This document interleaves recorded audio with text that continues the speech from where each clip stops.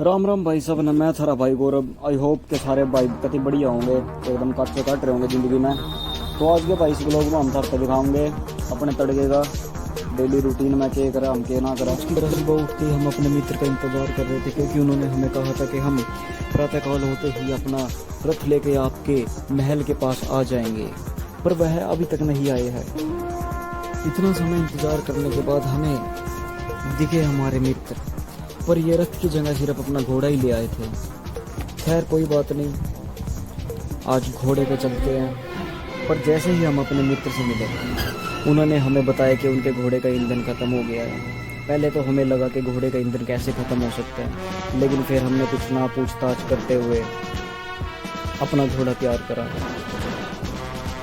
और अपने मित्र को चलाने के लिए दे दिया। हम उनके पीछे बैठे और हम निकल गए थे किसी चीज़ की तलाश में। और जिस चीज़ की तलाश में हम निकले थे वो तो अभी आया नहीं, लेकिन इससे पहले दिखी हमें ये इमारत। इस इमारत में हमारे कम से कम 3 साल बर्बाद हो गए हैं। और जिस चीज़ की तलाश में हम निकले थे वह चीज़ अब हमारे सामने थी।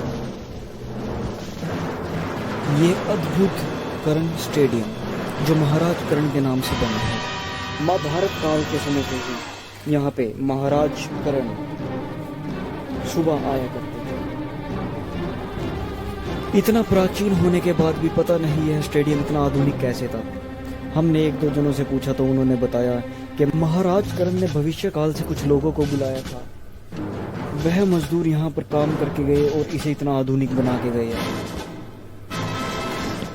और यहाँ पर हमें मिले एक छोटे से राज्य के राजकुमार, यह भी हमारे साथ व्यायाम करेंगे।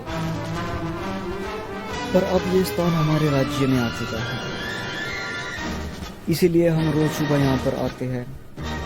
यहाँ पर आने के बाद थोड़ी कसरत करते हैं ताकि हमारा शरीर एकदम स्वस्थ रह सके और हम दुश्मन सेना के साथ लोहा ले सके। तो हमने पहले तो अपने शरीर को थोड़ा सा खिंचाव दिया ताकि व्यायाम करते हुए हमें किसी समस्या का सामना ना करना पड़े। हम व्यायाम कर रहे थे और देखते ही देखते हमारा सीना फूला जा रहा था। यह किसी खुशी का संकेत नहीं था, यह हमारे सीने की मांसपेशियां बढ़ रही। फिर हमने थोड़ा सा और अपने सीने की मांसपेशियों पर जोर दिया। हमारा हौसला बढ़ाने के लिए हमारे मित्रगण भी आ चुके थे। पर जब हमने अपनी नजर घुमाई तो हमने देखा कि छोटे राज्य के राजकुमार तो बहुत ही थक चुके थे।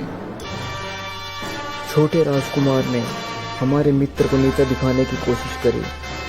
इसके बाद हमारे मित्र ने कुछ ना सोचते हुए सीधा छोटे राजकुमार पे हमला कर दिया। यहाँ पर शारीरिक गतिविधियां करने के बाद अब हमें लग रहा था कि हमारे स्नान करने का समय हो चुका है, तो हमने अपने मित्र से कहा कि जल्दी से हमारा वाहन निकालिए वरना हमें देर हो जाएगी। हमारे मित्र ने फिर जल्दी से वहाँ वाहन निकाला और हम अपने वाहन पर बैठ के वहाँ से निकल गए अपने तालाब की ओर।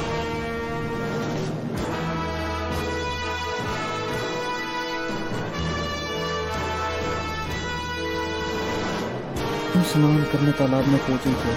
अचानक से हमारे मित्र को पता नहीं क्या हुआ, वह राजकुमार को अपना बल दिखाने का पूरा प्रयास कर रहे थे, लेकिन वह हर बार नाकाम हो जा रहे थे। यह देखकर हमें जरा सा भी अच्छा ना लगा। इस परिस्थिति को संभालते हुए और अपने मित्र की इज्जत बचाते हुए हमने ये कदम उठाया। हमने अपने बल का प्रयोग करके दिखाया। यहाँ पे बल का प्रयोग दिखाने के बाद हमें इतनी थकान महसूस हो रही थी कि अब हमें जल्द से जल्द अपने तालाब में पहुँचना था। तो इसके बाद हम यहाँ से निकले और अपने तालाब के कक्ष में प्रवेश किया।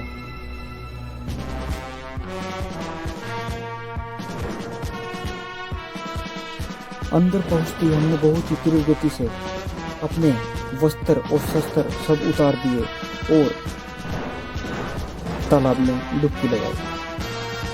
डुबकी लगाने से पहले ही हमें एक और अन्य राज्य के महाराज से मुलाकात हुई। हमारे मित्र हमसे पहले ही तालाब में कूद चुके थे और वह अपनी कलाकृति का प्रदर्शन दिखा रहे थे। उसके बाद हमें भी मौका मिला अपनी कला दिखाने का और हमारी पानी में तैरने की कला को देखते हुए हमारे मित्र आश्चर्यचकित हो उठे और हमसे बोला, महाराज इस नाचीज को भी कुछ सिखाइए, चाहे बदले में हमारा राजमहल ले लीजिए।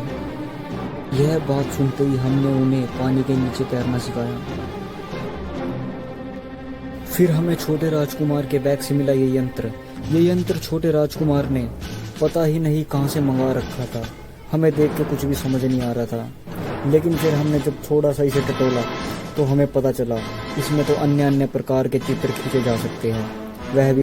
फिर हमने अपनी चित्र खींचने की कला का प्रयोग करा और इनके काफ़ी सारे चित्र खींचे, जिनके बदले हमने इनसे ली सोने की मुद्राएं।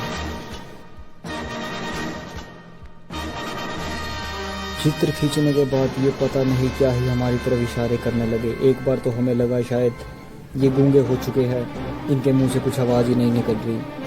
खैर, इनकी तरफ ध्यान ना देते हुए अब हम तालाब से बाहर निकले, क्योंकि हमें लग रही थी भूख। हमें अब चाहिए था भोजन, तो भोजन करने की भूख हमसे बर्दाश्त नहीं हो रही थी। इसीलिए हम तालाब को अलविदा कहते हुए निकल गए अपने महल की ओर।